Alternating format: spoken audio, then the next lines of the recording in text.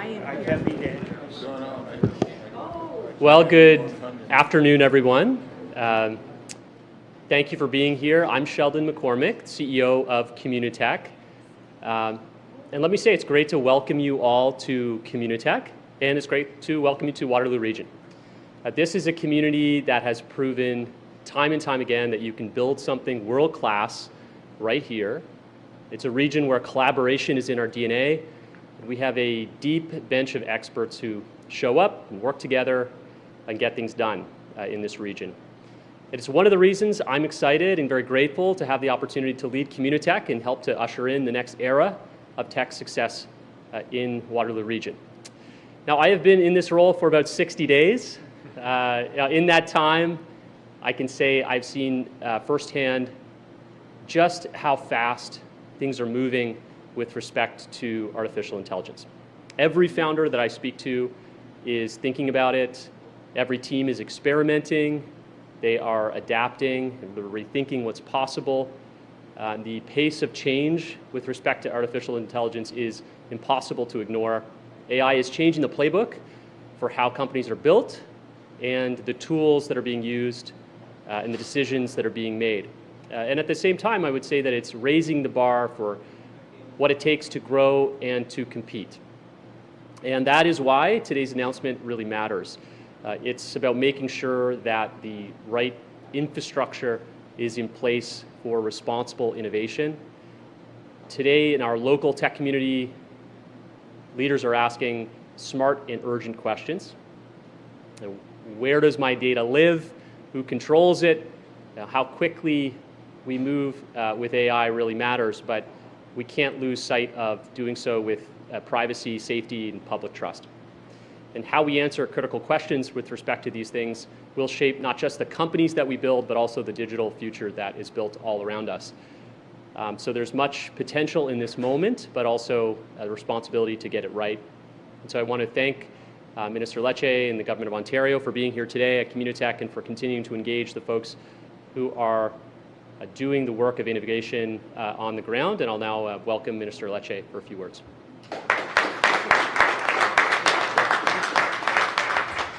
Well, thank you very much. It's an honor to be back at this amazing place. I want to thank you, welcome you, 60 days of the job. I'm like 70 days of the job in the Ministry of Mines, so I know the feeling of being the new guy, but we've got an amazing parliamentary team who's joined us today, and I just want to give them a shout out. Obviously, Sam Oosterhoff, the Associate Minister, I want to thank him, of course, for his leadership, particularly on energy-intensive space. This has been an area of focus for him. I want to thank our local MPP who's hosting us, one of the regional local MPPs, Brian Riddell, thank you, as well as MPP Matt Ray, both in Cambridge, Perth, Wellington. These two gentlemen are working very hard, fighting for good jobs, and really working with us in government to plan ahead, build for the future, and attract investment. I want to give a thanks to Rudy Cazzetto, who's been an incredibly positive partner in the ministry, working on building our large-scale energy generation so that we have the power for the businesses coming to this region. I also want to congratulate Joseph, newly elected, also a new guy on the job, fresh off 2025 election, and someone who's been working incredibly hard in the early days of this legislature, again, working to advance common sense economic policy in Canada and really fighting for more jobs for his region and for all Ontarians. And so we've got a great team. We've got our chair with us, our regional chair, mayors, leaders, civil society, economic development, chambers of commerce. We have Dave Smith with us as well, I should mention, who's also the parliamentary assistant in the ministry, who's someone who worked in mining and has a great area of expertise in energy.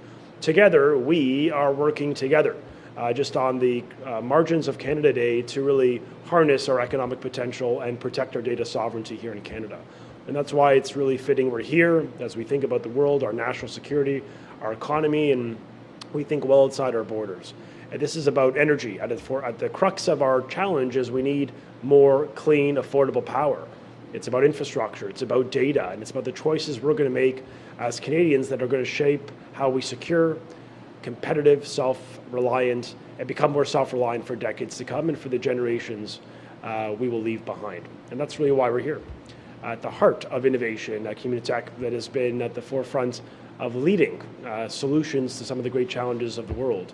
At the onset of these trying times, this uncertainty in the world, our Premier, Doug Ford, has really stepped up with a clear vision, not just to lead, but to power our economy, but to protect it. And with the demand for data and AI and cloud computing growing at unprecedented speed, we have a responsibility to ensure Ontario's energy system is strong, it is reliable, and it really works in the interest of Canada. And it's really more than just the megawatts, the electricity. It's about how we as a province, it's about who we are as a province and who we are as a country. And it's about making sure that as Ontario grows, we grow in a way that defends those values, safeguards our data, and puts our families, our workers, our taxpayers first. And today we're starting a meaningful step forward. We're taking this meaningful step forward to secure our future. Ontario's economy is growing, our digital infrastructure is expanding. We see that live and well here in KW. But across almost every sector, the demand for data is accelerating at an unprecedented pace. And that brings opportunity, yes, but it also brings new challenges. Data centers are no longer just about tech infrastructure. They are critical assets, essential to our economy, to public service, and to the safety and security of Canadians. And as demand for AI and cloud computing and digital services explodes, we're seeing dozens of data centers lining up to connect to Ontario's electricity grid. That represents, just before the province today, 6,500 megawatts of prospective demand. That is the equivalent of almost 30% of our entire peak electricity load. That's like a nuclear plant the size of Bruce Power. That's like 3+ Pickerings or 1.5 Darlingtons. I mean, this is a massive amount of power that is before the province. And as Minister Oosterhoff knows so well, the electricity demand in our industrial sector is expected to grow by 58% by 2035 alone. So this is not a distant issue. It's really happening before our eyes as we speak.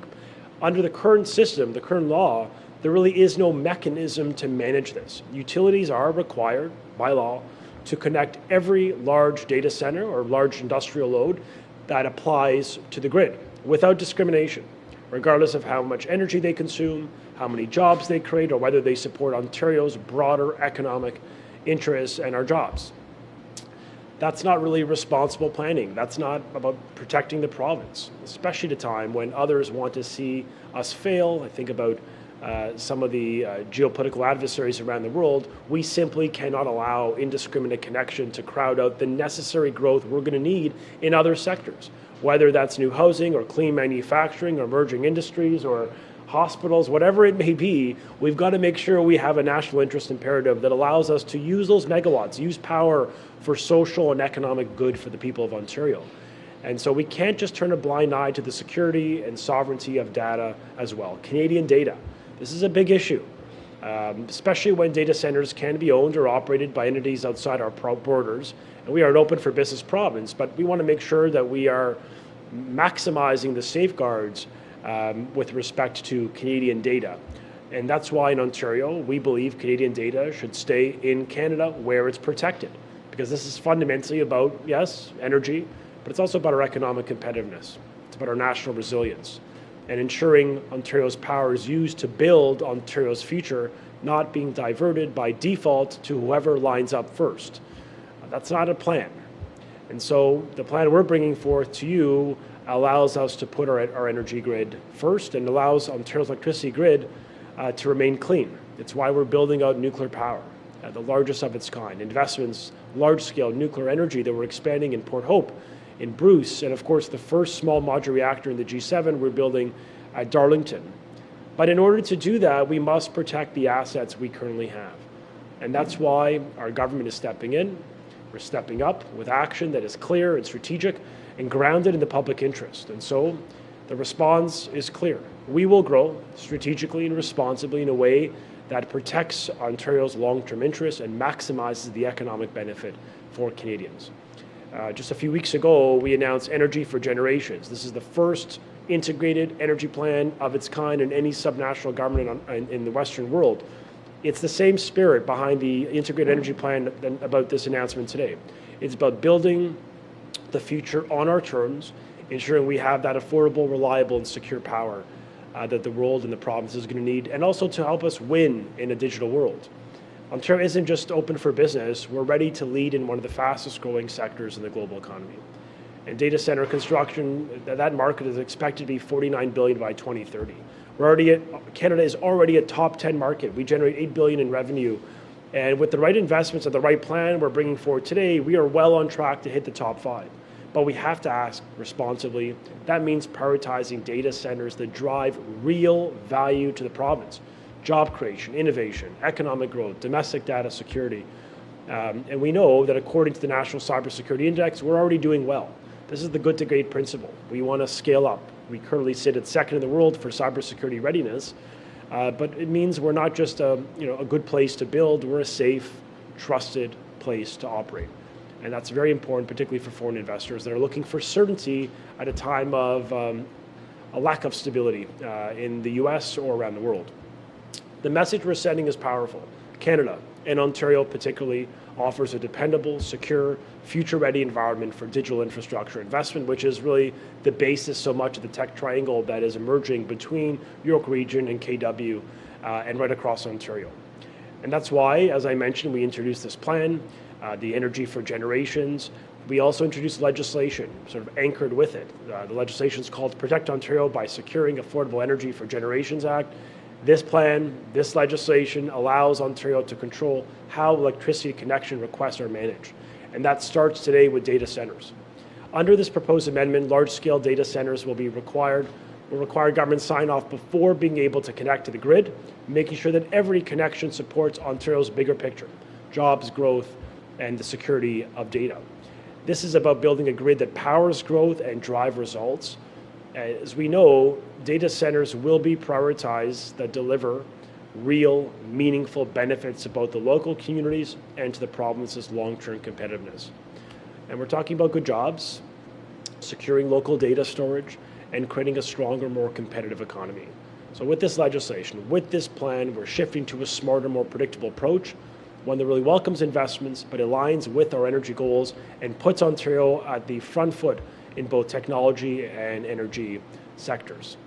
We're also doing something else. We're protecting your data, Canadian data, and we're making sure that we have the capacity to keep your data here at home, not in a cloud that actually is housed perhaps in China, but here in this province.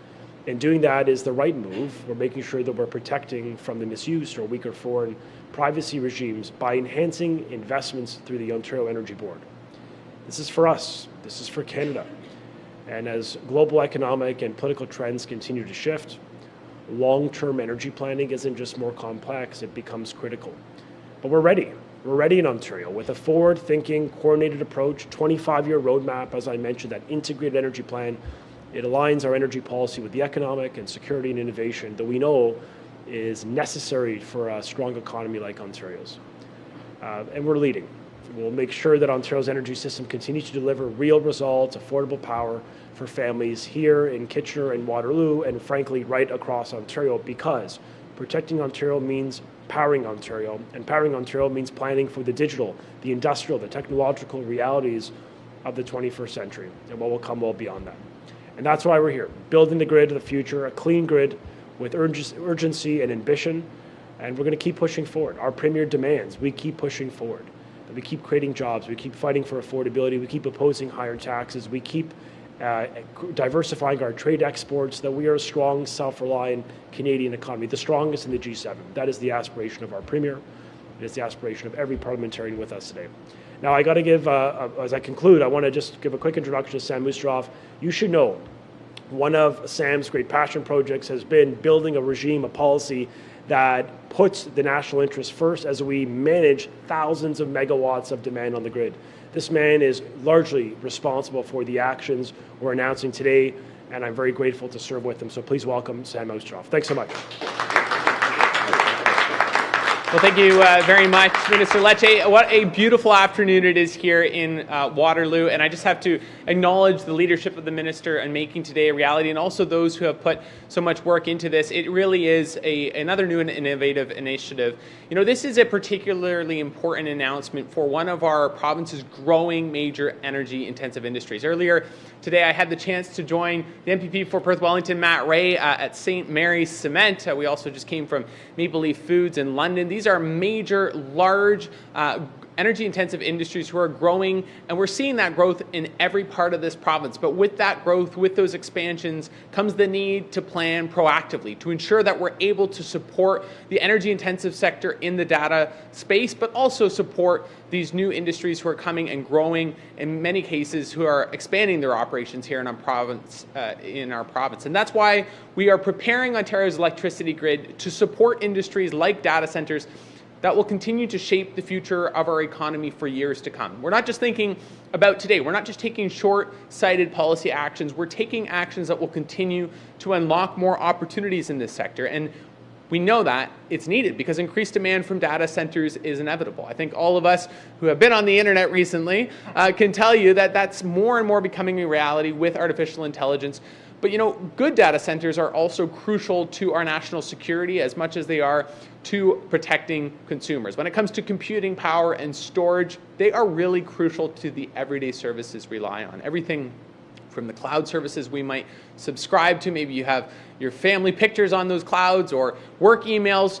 It's so important to have security. We need to be strategic in how we manage electricity connection requests to power these data centers. And through this proposed legislation, we're going to be prioritizing and supporting good projects. I've had the privilege of meeting now with a number of people in the data center space, and they've been very clear. There's so many good actors, so many incredible actors, but not all data centers are created equal. We need to bring the data centers that support good paying jobs, innovation, and investment opportunities to our province, and that will benefit the people of Ontario. It's just part of our broader integrated energy plan laid out by Minister Lecce just last month, where through the Energy for Generations plan, we're outlining the steps that we're taking to power continued growth amidst rising demand. We take so for granted flipping on the lights and knowing that everything's going to work. We need to continue to keep that a reality, keep power that is affordable, that is reliable, that is secure, and that is clean.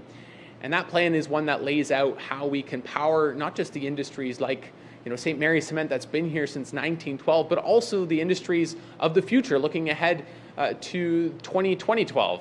And you think about 2112. I missed 100 years there in the middle, right? We have to think about a plan that will power the industries of the future and maintain also Ontario's competitive advantage. Premier Ford's commitment to ensuring we are the best place in the G7 to live, work, and also to grow a business. Now, in addition to securing more supply and expanding critical infrastructure, we're going to also work to make this grid more flexible and responsive to emerging trends.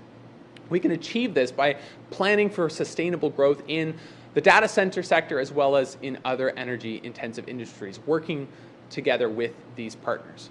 Now, how we treat the power needed by data centers today, as was talked about by Minister Lecce, some 6,500 megawatts, that's like 6.5 million homes being added to the grid. It sets the precedent for larger loads to come also in the future from industries like electric vehicles, advanced manufacturing, and more.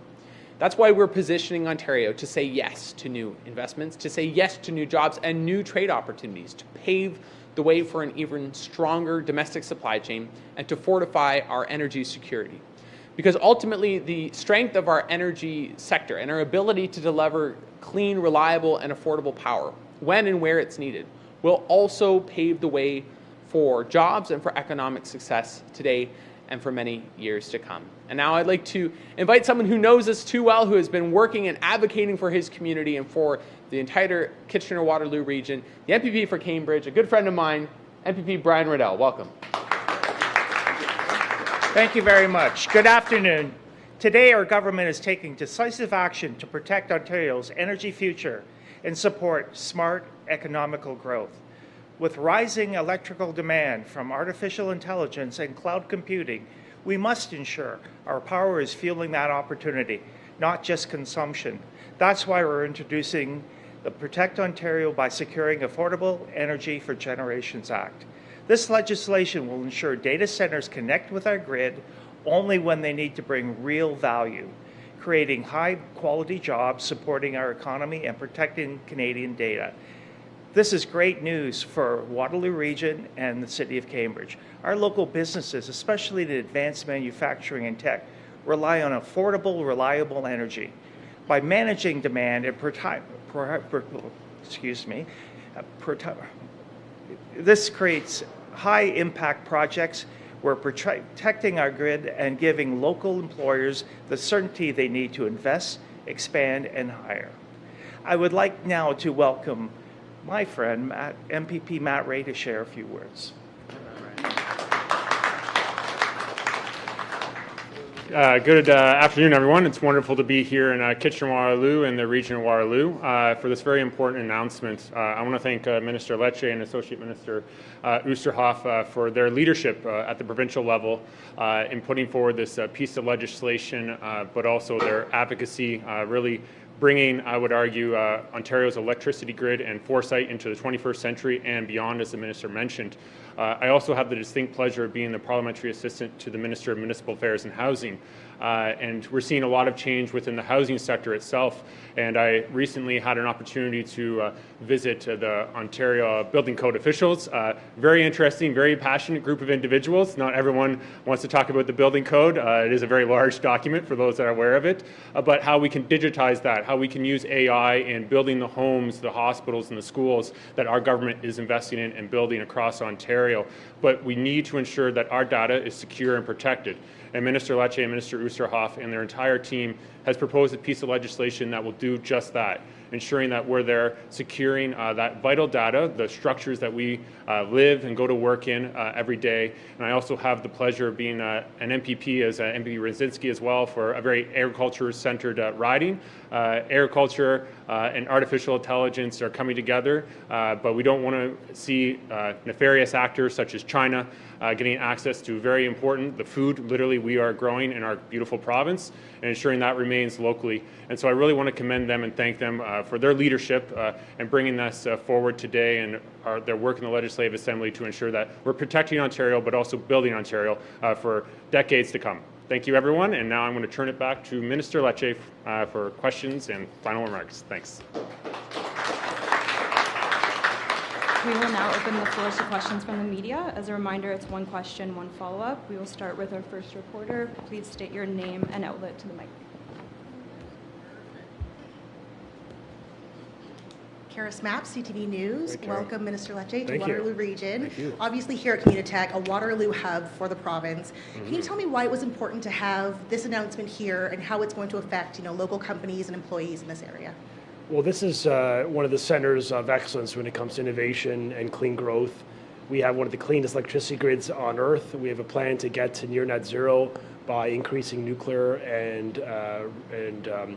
hydroelectric power. And I think it's positive that we profile the successes of our regions and our province. And there's a lot of mutual alignment. They need more power, more clean power, and we have a plan to produce power for the next 25 years. We're one of the rare provinces or governments really in the industrialized world that has a 25-year roadmap for energy security.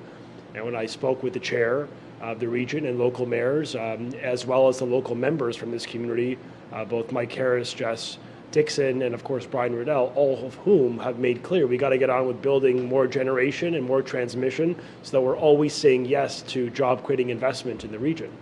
And given that this community is going to 40% population increase in KW alone by 2050, explosive industrial growth, the time is now to think ahead, plan ahead. There's a virtue for the first time that we think about our children's generation opposed to scrambling with last minute ad hocery that the last government respectfully excelled in. We want to be a bit different, and so I think working with our municipal partners, working with the local MPPs, and taking this approach and provincializing it, we have a provincial plan that gives us that competitive advantage in Canada. The other element is you have 3 large data centers before working with the system planner today with your utility. Those 3 data centers in Kitchener-Waterloo region represent 540 megawatts of power. That's like 2 small modular reactors of power alone. That's just for KW. Think of every other region of Ontario that has their own equivalents. So I guess the reason why this plan is important and why it's relevant to this region is we're going to help plan and build the housing, the infrastructure, the hospitals, and the economy of tomorrow by protecting power for the greatest return on investment. Perfect. And And then my follow-up, just for the everyday person who may hear about this announcement, how does this impact them? Will they have to reduce how much energy they're using in their homes or anything like that at all? I think for families in Ontario, why this matters is because it puts an economic lens and an affordability lens on the power we generate. we're not a nonstop shop, a 24/7 charity for the world's power needs. We want to put a national interest imperative. What is going to be in the interests of Canadian everyday families who pay the bills? How do we return a good ROI, good return on investment for their rate dollars? And so this plan actually manages the risks and maximizes the benefits. So for a lot of families, if we didn't have this policy, I think bills would go up. And remember, just a decade ago, when we got elected in 2018, just shy of a decade, energy rates were the highest on the continent. We paid 400% more. The government of the last government increased hydro rates because of last-minute planning and because of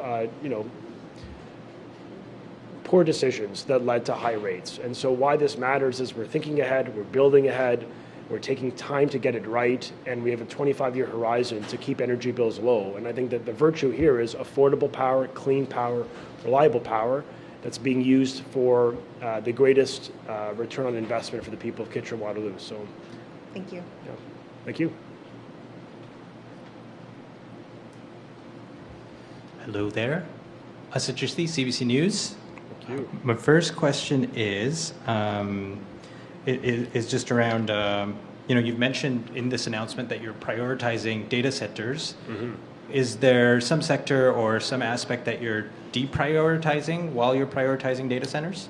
No, I mean, we're open to all data center proposals that come to the ministry, but what's going to change is that projects that come to us that prioritize or that secure their data in Canada are the ones that get prioritization.